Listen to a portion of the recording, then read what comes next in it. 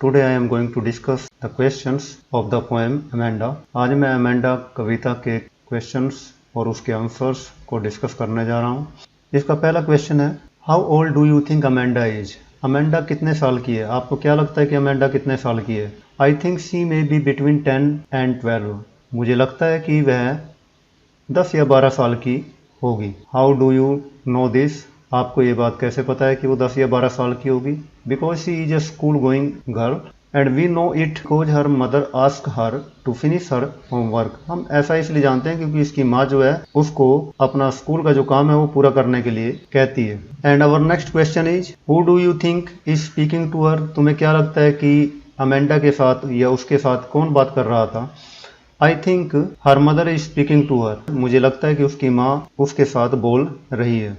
What could Amanda do if she were a mermaid? Amanda क्या कर सकती थी यदि वह एक जलपरी बन जाती तो? If she were a mermaid, अगर वह एक जलपरी होती, she could move freely and blissfully in the sea, तब वह समुंदर में बड़ी खुशी से और आजादी से घूमती या तैरती। And she would have been alone inhabitant of the calm and green sea, और वह शांत और हरे समुंदर की अकेली निवासी होती, इनहेबिटेंट होती, रेजिडेंट होती। अब हमारा जो अगला क्वेश्चन है वो ये है, इज अमेंडा एन ऑर्फन? क्या अमेंडा एक अनाथ है? नो। और इसका जवाब है नहीं, Amanda is not an orphan girl. नहीं, अमेंडा एक अनाथ लड़की नहीं है। शी सेज सो, वह ऐसा इसलिए कहती है because she desires for the freedom enjoyed by an orphan.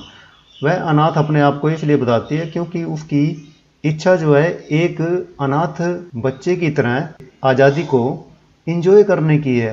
Do you know the story of Rapunzel? क्या आप रेपुंजल की कहानी को जानते हो? यस, हाँ जानते हैं। Why does she want to be Rapunzel? वह रेपुंजल क्यों बनना चाहती है? Rapunzel was a beautiful girl. Rapunzel जो थी एक सुंदर लड़की थी।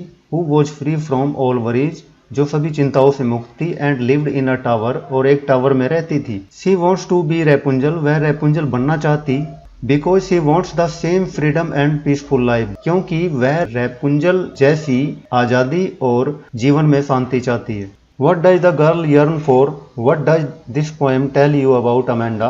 लड़की किस चीज की इच्छा करती है? और पोएम जो अमेंडा के बारे में क्या बताती है? She yearns for the freedom enjoyed by a mermaid, by an orphan and by Rapunzel. वह रेपुंजल द्वारा, ऑर्फन अनाथ द्वारा, मरमेड जलपरी द्वारा जो आज़ादी इंजॉय की जाती है, उस आज़ादी के लिए वो मरती है, उसके लिए वो इच्छा व्यक्त करती है। उसकी इच्छा है कि वह इस आज़ादी को प्राप्त करे जो कि एक मरमेड द्वारा, जो कि एक ऑर्फन द्वारा और जो कि एक रेपुंजल द्वारा इंजॉय की जाती है। The poem tells that Amanda is an imaginative girl who loves freedom and silence. कविता हमें ये बताती है कि अमेंडा जो है एक कल्पनाशील लड़की है और जिसे आज़ादी पसंद है, जिसे साइलेंस पसंद है, शांति पसंद है। रीड द लास्ट स्टैंजा, आखिरी स्टैंजे को पढ़ो। Do you think Amanda is sucking and Moody? क्या तुम्हें लगता है कि अमेंडा जल्दी गुस्सा होने वाली और मूडी अपने आप में खोए रहने वाली लड़की है? यस, हाँ। I think she is sucking and Moody. मुझे लगता है कि वह सकिंग भी है और साथ में मूडी भी है। As she lives in her own world of freedom. क्यों हमें ऐसा क्यों लगता है? क्योंकि वह आज़ादी की अपनी ये दुनिया में रहती है, कल्पनाओं में खोई रहती है। हमारा जो नेक्स्ट क्वेश्चन है, how does Amanda describe her life as an orphan? Why? Amanda एक ऑर्फन की तरह जो अपना जीवन जीना चाहती थी, उसके बारे में क्या बताती है और कैसे बताती है और क्यों बताती है? Amanda is an imaginative girl. Amanda एक कल्पनाशील लड़की है। She desires to live as an orphan, live with full freedom. उसकी इच्छा है कि वह पूरी आज़ादी के साथ जैसे कि अनाथ रहते हैं वो भी रहे। And wants to roam the streets carelessly, और बेपरवाह गलियों में घूमना चाहती है जैसे कि एक अनाथ घूमता है। She wants to create pattern on the soft dust with her bare feet. वह अपने नंगे पांव से सॉफ्ट मिट्टी पर डिजाइन बनाना चाहती है। According to her the freedom is sweet. उसके अनुसार जो आज़ादी है वो बड़ी प्यारी है। And the silence is golden to her. और उसके अनुसार शांति जो है वो सोने की तरह कीमती है। What does Amanda want to prove by saying I am Rapunzel? What does she promise to do? Amanda अपने आप को कि मैं एक रेपुंजल हूं कहकर क्या सिद्ध करना चाहती है और वह क्या करने के लिए प्रोमिस करती है, वादा करती है? Amanda loves freedom and silence. Amanda को शांति और आज़ादी अच्छी लगती है। She imagines herself living like Rapunzel. वह ऐसी कल्पना करती है जिसमें वो रेपुंजल की तरह रहती है। Who is free from all worries. और रेपुंजल जो थी वो सभी चिंताओं से मुक्त थी, इसी प्रकार वह भी सभी चिंताओं से मुक्त होना चाहती है। And lives in a tower. जिस तरह रेपुंजल एक टावर में रहती थी, ये भी वही इच्छा करती है कि शांति से अकेली रहे एक टावर में। There is peaceful life but rare. ये कहती है कि ये जो लाइफ है टावर में रहने की वो बड़ी पीसफुल है, परंतु साथ में दुर्लभ भी है, ये सभी को नहीं मिलती है। She promises never to let down her long and bright hair. वह वादा करती है कि वो कभी भी अपने लंबे और चमकीले बालों को टावर से नीचे नहीं लटकाएगी।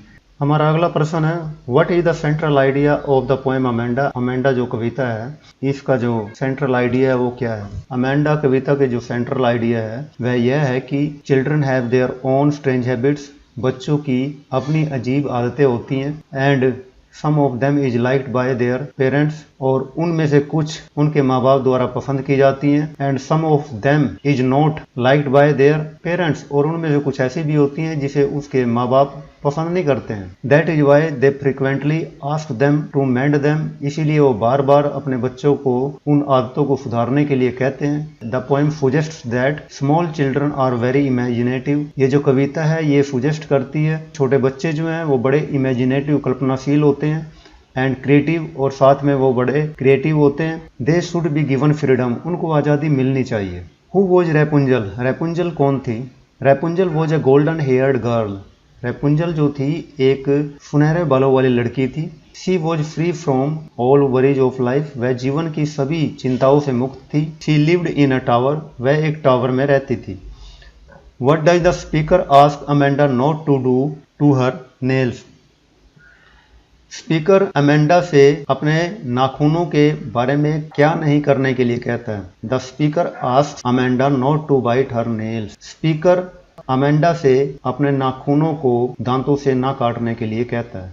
हमारा जो अगला प्रश्न है, what 3 things does the speaker ask Amanda to do. Speaker Amanda से कौन सी 3 चीजें करने के लिए कहता है। The speaker ask Amanda to finish her homework. वह अमेंडा को अपना स्कूल का काम पूरा करने के लिए कहता है।